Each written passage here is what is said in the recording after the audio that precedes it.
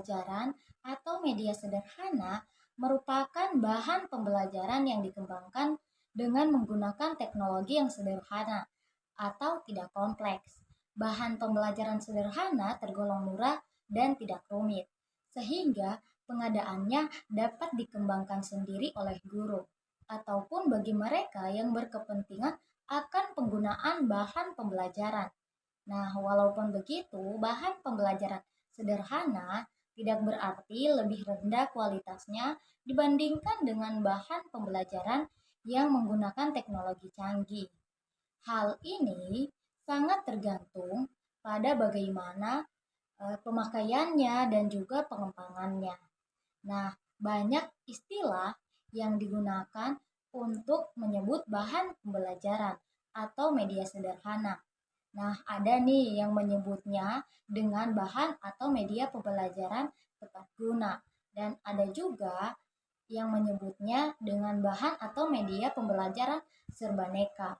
Dari istilah-istilah tersebut, meskipun berbeda tetapi memiliki makna yang sama, yakni sebagai bahan pembelajaran yang dikembangkan menggunakan teknologi yang sederhana dan atau tidak kompleks. Nah, ada menurut beberapa para ahli. Yang pertama, segala alat fisik yang dapat disebut media, itu menurut Gartner.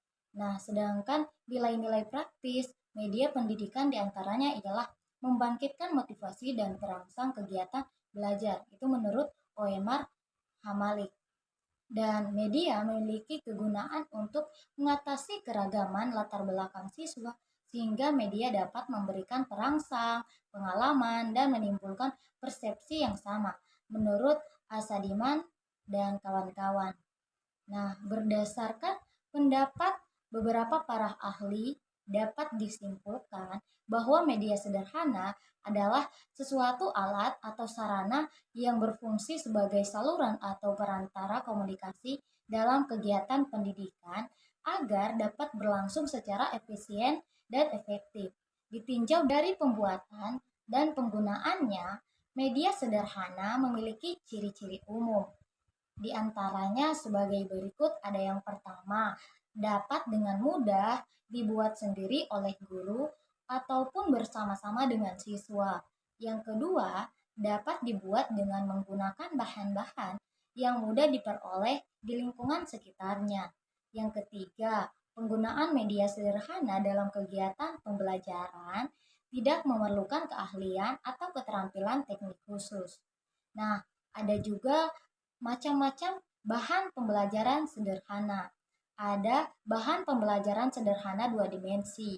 Dari bahan pembelajaran dua dimensi ini terdiri dari beberapa bagian. Yang pertama ada papan tulis. Papan tulis telah lama digunakan dan sulit dipastikan sejak kapan mulai digunakan. Fungsi papan tulis diantaranya adalah menuliskan pokok-pokok pesan pembelajaran yang disampaikan oleh guru, terutama digunakan secara klasikal. Nah, ada juga fungsinya menuliskan pesan pembelajaran dalam bentuk ilustrasi, bagan, dan sejenisnya. Nah, yang terakhir, mengerjakan tugas atau soal latihan dalam pembelajaran klasikal.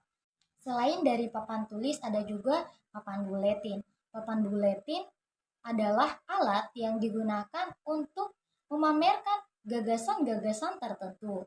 Papan buletin ini banyak terbuat dari bahan gabus, linoleum, kain guni, atau bahan-bahan lain yang sejenis. Papan buletin banyak digunakan untuk memberikan rangsangan pada kondisi kelas sehingga menjadi menarik, menciptakan kesiapan terutama untuk unit kerja yang baru, memberikan jalan keluar bagi siswa berbakat, membangkitkan semangat kelas, dan mengembangkan rasa memiliki dan rasa tanggung jawab di antara sesama siswa. Nah, selain itu ada papan flanel. Papan flanel merupakan papan yang dilapisi dengan kain flanel ataupun sejenis kain berbulu. Kegunaan papan ini adalah untuk menyajikan pesan yang dapat ditempelkan pada kain tersebut. Selain itu ada papan magnetik. Papan magnetik pada dasarnya mirip dengan cardboard. tetapi permukaan bagian belakangnya dilapisi dengan lembaran baja sehingga kain mengikat bahan yang ditempelkan pada board.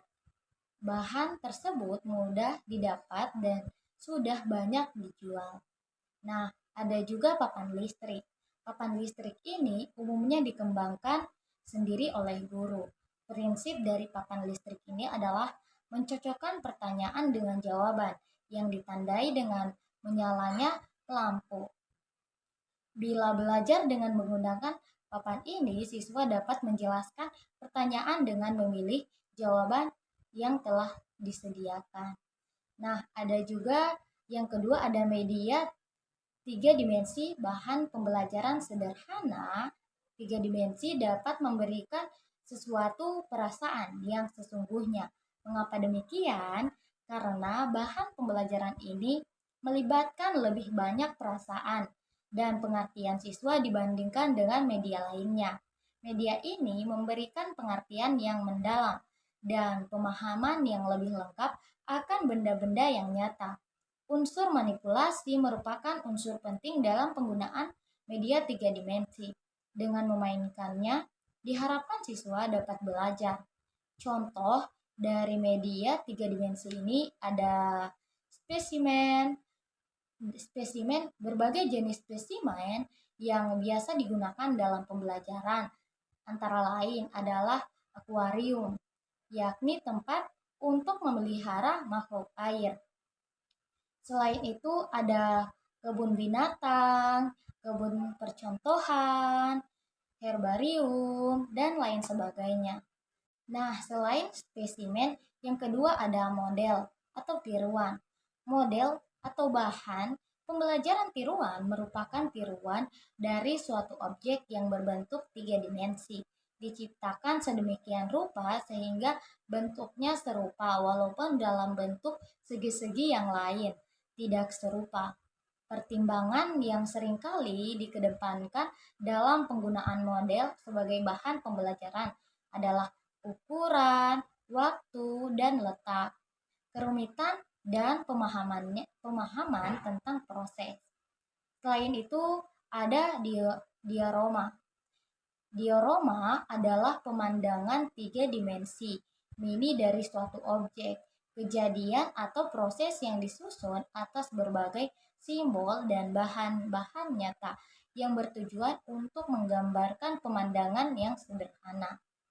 Nah, ada yang ketiga adalah realita. Realita adalah benda-benda nyata seperti apa adanya atau aslinya tanpa perubahan. Dengan memanfaatkan realita dalam proses pembelajaran, siswa akan lebih aktif dalam mengamati, menangani, memanipulasi, mendiskusikan, dan akhirnya dapat menjadi alat untuk meningkatkan kemauan siswa untuk menggunakan sumber-sumber belajar serupa. Penggunaan realita dapat dalam pembelajaran sangat baik dilakukan karena dapat menampilkan ukuran, suara, dan gerakan yang sesungguhnya. Para siswa akan lebih banyak belajar misalnya tentang tanaman yang dibawa ke kelas untuk dipelajari dibandingkan dari sekedar melihat gambar. Namun, ada beberapa hal yang perlu dipertimbangkan oleh guru sebelum mempergunakan realitas sebagai bahan pembelajaran. Yang pertama, ada perlu dipertimbangkan secara masak benda-benda apa yang dapat dimanfaatkan, dihadirkan ke dalam proses pembelajaran. Nah, yang kedua, bagaimana cara agar benda-benda yang digunakan sesuai dengan pola pembelajaran di kelas. Yang ketiga, dari mana kita dapat memperoleh benda-benda tersebut. Jika ketiga hal tersebut sudah dipertimbangkan dengan baik, maka pemanfaatan realitas sebagai bahan pembelajaran dan sebagai bagian dari upaya peningkatan kualitas proses pembelajaran akan semakin efektif. Nah, di sini juga ada cara pengembangan bahan pembelajaran sederhana di sekolah dasar. Yang pertama ada penentuan kebutuhan belajar siswa.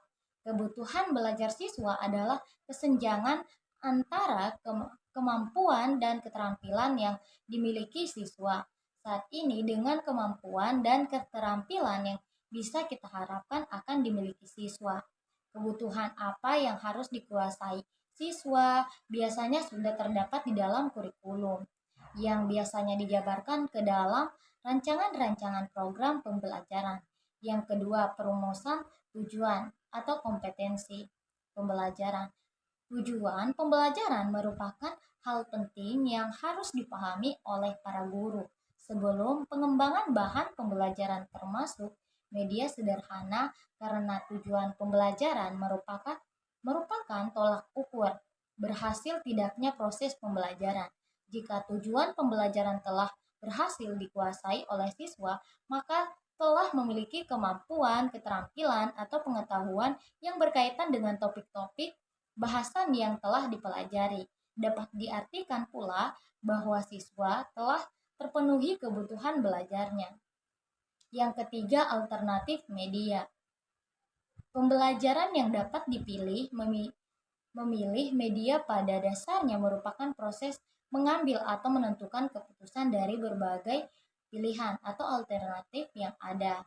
Nah, ada juga nih beberapa faktor media pembelajaran yang dapat dipilih secara tepat sebagai berikut. Ada yang pertama, rencana pembelajaran. Rencana pembelajaran ini atau satuan pembelajaran ini harus sesuai dengan kurikulum yang berlaku. Media yang ada dipilih pun harus disesuaikan dengan rencana pembelajaran dan kurikulum tersebut. Yang kedua, sasaran pembelajaran. Maksud sasaran pembelajaran ini adalah siswa yang akan menerima pesan atau informasi melalui media pembelajaran. Media yang dipilih harus disesuaikan dengan tingkat perkembangan siswa. Misalnya dari segi bahasanya, simbol-simbol yang digunakannya, cara menyajikannya atau juga waktu penggunaannya. 3. Tingkat keterbacaan media. Maksudnya, apakah media pembelajaran tersebut sudah memenuhi syarat-syarat teknis seperti kejelasan gambar, huruf, dan pengaturan warna. Yang keempat, situasi dan kondisi. Misalnya, situasi dan kondisi tempat atau ruangan yang dipergunakan untuk kegiatan belajar mengajar seperti ukurannya, perlengkapannya, ventilasinya, dan cahayanya, bisa juga keadaan siswanya seperti jumlah siswa, minat, dan motivasi belajarnya. Yang kelima, objektivitas. Maksudnya bahwa Anda harus terhindar dari pemilihan media yang didasari oleh kesenangan pribadi semata atau subjektif.